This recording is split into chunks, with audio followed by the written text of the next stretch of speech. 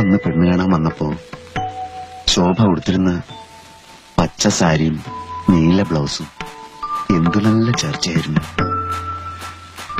അന്നെന്തിനാ ഇത്രയും നാണിച്ചത്? അത് ഞാനായിരുന്നില്ലേ? ശോഭയുടെ ദിനേശ് ചേട്ടനായിരുന്നില്ലേ?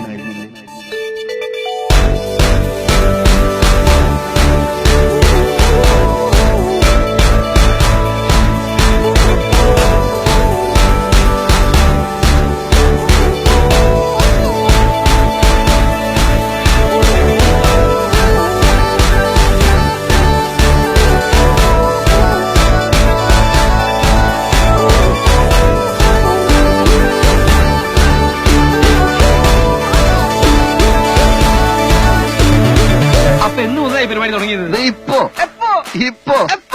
ഇപ്പൊ ഉദ്ഘാടനം കഴിഞ്ഞേ ഉള്ളൂ.